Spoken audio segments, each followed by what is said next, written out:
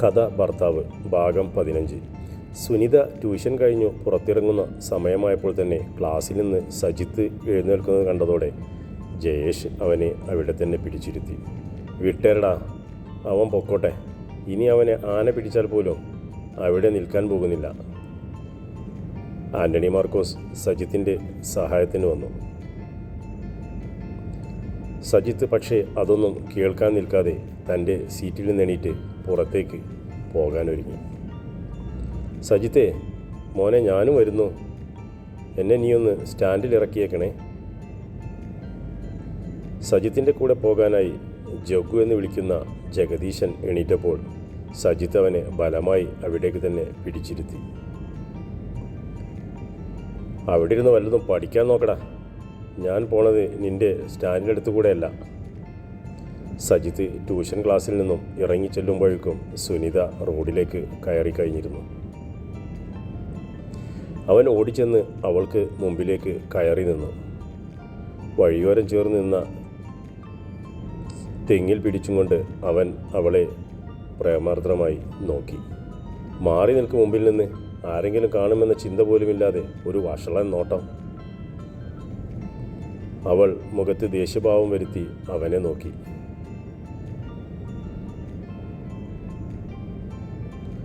നിന്നെ ഞാനൊന്ന് നോക്കിയതിനാണോടി നീ ഇങ്ങനെ ചാടിക്കടിക്കുന്നത്?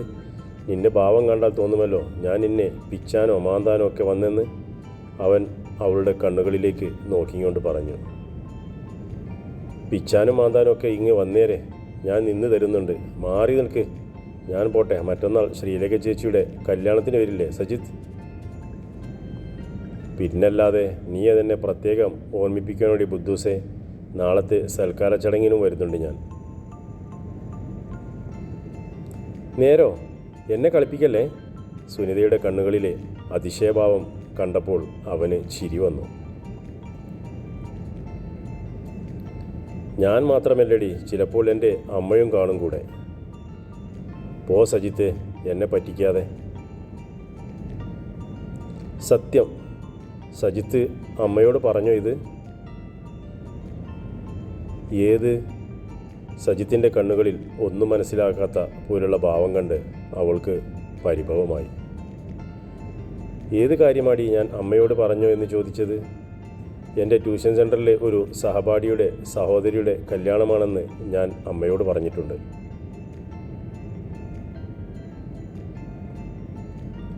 അപ്പോൾ അമ്മ പറഞ്ഞു നാളത്തെ സൽക്കാര ചടങ്ങിന് എൻ്റെ കൂടെ അമ്മയും വരുന്നുണ്ടെന്ന്. എന്താ, എൻ്റെ അമ്മ എൻ്റെ കൂടെ നിൻ്റെ വീട്ടിലേക്ക് വരുന്നത് നിനക്ക് എന്തെങ്കിലും ബുദ്ധിമുട്ടുണ്ടോ? ഉണ്ടെങ്കിൽ ഇപ്പോൾ പറഞ്ഞോണം. സുനിത മുഖം താഴ്ത്തി നോട്ടം നിലത്തേക്കാക്കി. ഓ, അപ്പോഴേക്കും മുഖം വീർപ്പിച്ചോ നീ? ഞാനൊരു തമാശ പറഞ്ഞതിലടി. അവന് അവളുടെ മുഖം പിടിച്ചുയർത്തി ആ കണ്ണുകളിലേക്ക് നോക്കണമെന്നുണ്ടായിരുന്നു. പക്ഷേ സാഹചര്യം അനുകൂലമല്ല. അപ്പോൾ അമ്മ വരുന്നുണ്ടെന്ന് വെറുതെ പറഞ്ഞതാണോ സജിത്ത്? അവൾ മുഖമുയർത്തി അവനെ നോക്കി. അല്ലടി, അമ്മ എൻ്റെ കൂടെ വരാൻ തയ്യാറാ. ഞാൻ അങ്ങോട്ട് കൊണ്ടുവന്നോട്ടെ എൻ്റെ അമ്മയെ. എല്ലാവരെയും ഒന്ന് കാണാമല്ലോ അമ്മയ്ക്ക്. എന്നോടെന്തിനാ ചോദിക്കുന്നത്? അവൾക്ക് കണ്ണുകളിൽ നീർ നിറഞ്ഞിട്ട് പുറത്തേക്ക് കാഴ്ച മങ്ങിപ്പോയി. അവൾ അതിദ്രുതം ഇമകൾ വെട്ടിയപ്പോൾ 2 തുള്ളി നീർക്കണങ്ങൾ തുടർന്ന് അടർന്ന് നിലത്തേക്ക് വീണു. ഞാൻ പോട്ടെ സജിത്തെ. അവൻ നോക്കി നിൽക്കെ അവൾ അവൻ്റെ മുമ്പിൽ നിന്നും മുന്നോട്ട് നടന്നുപോയി. ഇടയ്ക്ക് അവളൊന്ന് തിരിഞ്ഞു നോക്കിയപ്പോൾ അവൻ തന്നെ നോക്കി നിൽക്കുന്ന കാഴ്ചയാണ് അവൾക്ക് കാണാൻ കഴിഞ്ഞത്.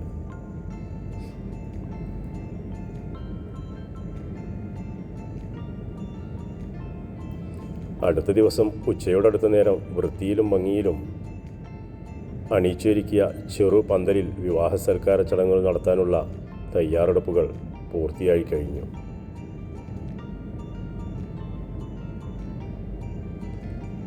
സരോജിനി അമ്മ രാവിലെ മുതൽ തിരക്കുകളിൽ മുങ്ങി നിൽക്കുകയാണ്. വീട്ടിൽ സഹായത്തിന് നിരവധി ബന്ധുക്കാരും അയൽക്കാരുമൊക്കെ ഉണ്ടെങ്കിലും എല്ലാത്തിനും തൻ്റെ കൈ തന്നെ ചെന്നേ തീരൂ എന്നൊരു വിശ്വാസമാണ് അവർക്ക്. അതുകൊണ്ട് തന്നെ സർവ്വയിടത്തും അവർ ഓടി നിൽപ്പാണ്. കാറ്ററിംഗ് സർവീസുകാർ ചടങ്ങിനുള്ള ആഹാര സാധനങ്ങളെല്ലാം എത്തിച്ചു കഴിഞ്ഞു. വീശപ്പവും ചിക്കൻ കറിയുമാണ് വിഭവങ്ങൾ. മാംസഭക്ഷണം വേണ്ടാത്തവർക്ക് വേണ്ടി കിഴങ്ങുകറിയും തയ്യാർ ചെയ്തിട്ടുണ്ട്. ശ്രീലേഖയ്ക്കൊപ്പം ജോലി ചെയ്യുന്ന പ്രമീളയും നവ്യയും അര ദിവസത്തെ ലീവെടുത്ത് അവിടേക്ക് വന്നെത്തിയിട്ടുണ്ട്. അവരാണിന്ന് ശ്രീലേഖയെ അണിയിച്ചൊരുക്കുന്നത്. ഗോപിനാഥനും ചന്ദ്രികയും അവളെ ബ്യൂട്ടി പാർലറിലേക്ക് പോകാൻ ആവുന്നത് നിർബന്ധിച്ചെങ്കിലും ശ്രീലേഖയ്ക്ക് അതിനോട് താല്പര്യമേ ഇല്ലായിരുന്നു. അവൾ സാധാരണ പോലെ ഒരു കോട്ടൺ സാരിയും കുറച്ച് മുല്ലപ്പൂമാലയിലും ഒരുക്കം നിർത്താൻ നോക്കിയെങ്കിലും പ്രമീള സമ്മതിച്ചില്ല.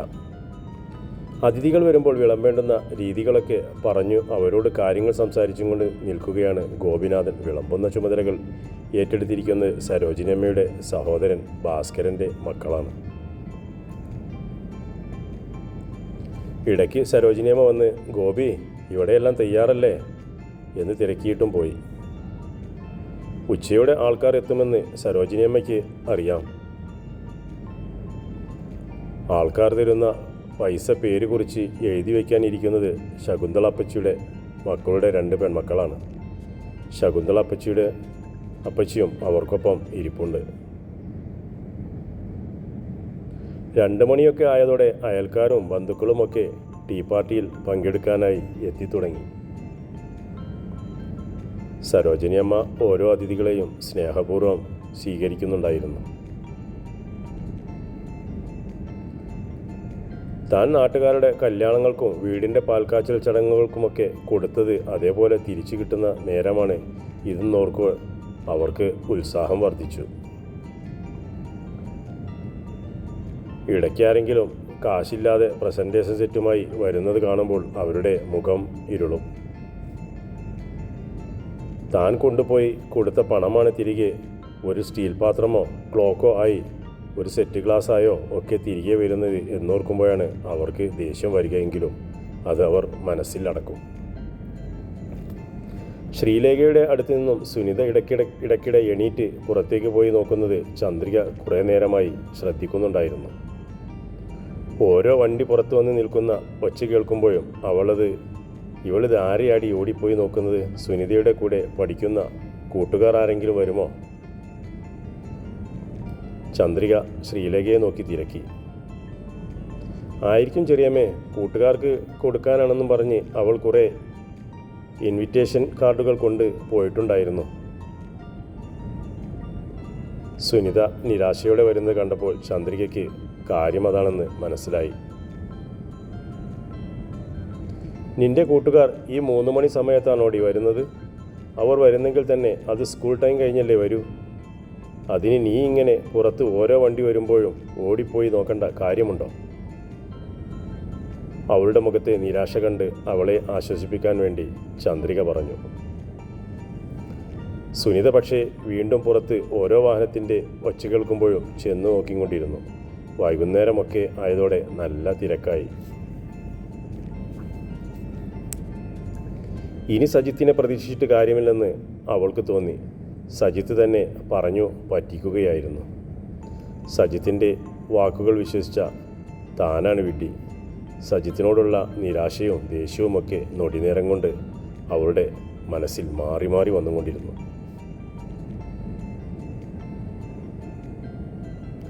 ഹോസ്പിറ്റലിൽ നിന്ന് ഡ്യൂട്ടി കഴിഞ്ഞിറങ്ങിയ സ്റ്റാഫുകൾ വന്നപ്പോൾ അവരെ സ്വീകരിച്ചിരുത്തി കാപ്പി നൽകിയത് സുനിതയാണ്. അതിൽ കുറച്ചു പേർക്കൊക്കെ സുനിതയെ പരിചയമുണ്ടായിരുന്നു. അവർ അവളോട് കുശലം പറഞ്ഞിരുന്നും കൊണ്ടാണ് കാപ്പി കഴിച്ചത്. അതിനുശേഷം സുനിത അവർക്കരിയിലേക്ക് ശ്രീലേഖയെ വിളിച്ചും കൊണ്ടുവന്നു. സഹപ്രവർത്തകയ്ക്ക് നൽകാനുള്ള വിവാഹ സമ്മാനവും നൽകിയിട്ട് അവർ യാത്ര പറഞ്ഞുപോയി. ആരൊക്കെയോ വന്ന് ശ്രീലേഖയെ കാണണമെന്ന് ആവശ്യപ്പെട്ടപ്പോൾ സുനിത അവരെയെല്ലാം അവളുടെ അടുത്തേക്ക് കൊണ്ടുവന്നു. ഇതിനിടയിലാണ് ശകുന്തള അപ്പച്ചിയുടെ ചെറുമകൾ ശരണ്യ വന്ന് ആരോ പുറത്ത് സുനിതയെ അന്വേഷിക്കുന്നുണ്ടെന്ന് അറിയിച്ചത്. എന്നെയോ? ആരാടി അത്? ആരായാലും ഇങ്ങോട്ട് വരാൻ പറയും. നീ അവരെ ഇങ്ങോട്ട് വിളിച്ചുകൊണ്ട് വന്നേരെ മോളെ. ആ, എനിക്കങ്ങ് വയ്യ ചേച്ചി, അങ്ങോട്ട് വരാനാ പറഞ്ഞത്. ശരണ്യ നടന്നു പുറത്തേക്ക് പോയി. ചെന്ന് നോക്ക് സുനിതേ, ആരാണെന്ന്. ചിലപ്പോൾ എൻ്റെ കൂട്ടുകാരികൾ ആരെങ്കിലും ആയിരിക്കും മോളെ, ശ്രീലേഖ പറഞ്ഞു. സുനിത അവിടെ നിന്ന് എണീറ്റ് മനസ്സില്ലാ മനസ്സോടെ പുറത്തേക്ക് ചെന്നു. ആൾക്കാർ ഇരുന്ന് ആഹാരം കഴിക്കുന്ന പന്തലിന് മധ്യേ സജിത്ത് നിൽക്കുന്നത് കണ്ട് അവൾ അമ്പരന്നുപോയി.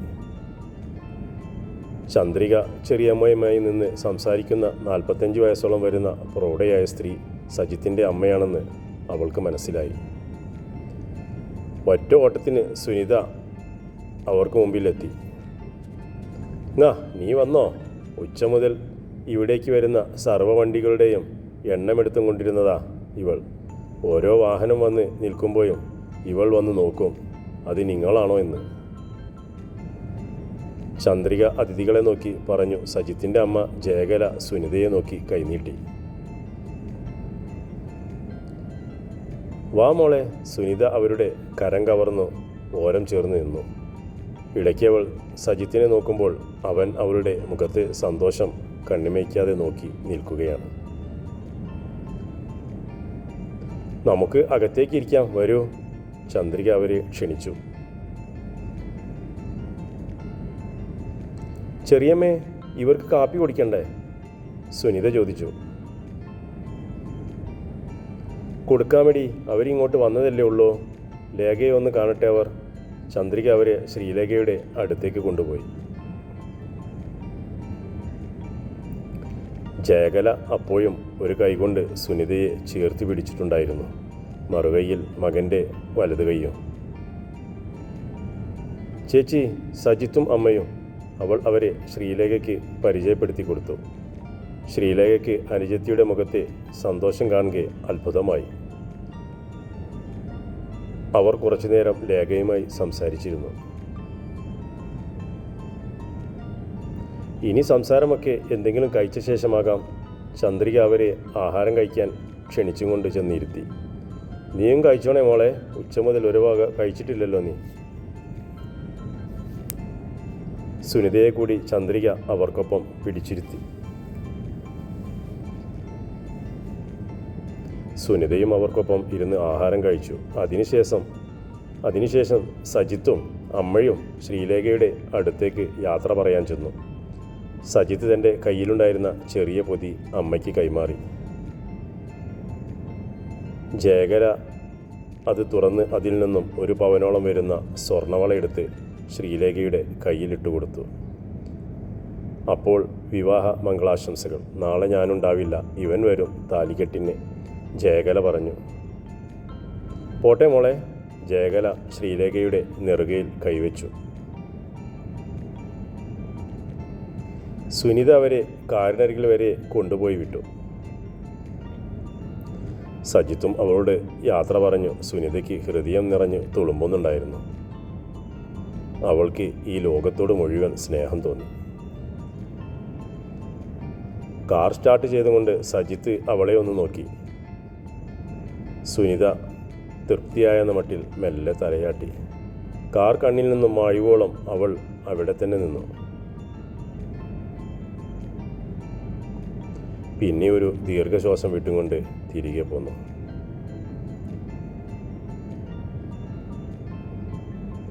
രാത്രിയിൽ ചെറുക്കൻ വീട്ടുകാർ വന്നപ്പോൾ സുനിതയ്ക്ക് തോന്നിയത് താൻ ജീവിതത്തിൽ ഇത്രത്തോളം സന്തോഷിച്ച ഒരു ദിവസം വേറെ ഉണ്ടായിട്ടില്ലെന്നാണ്.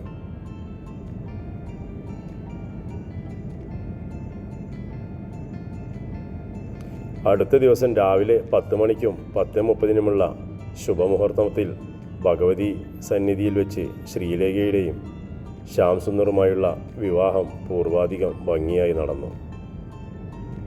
തുടരും കഥയുടെ അടുത്ത ഭാഗം.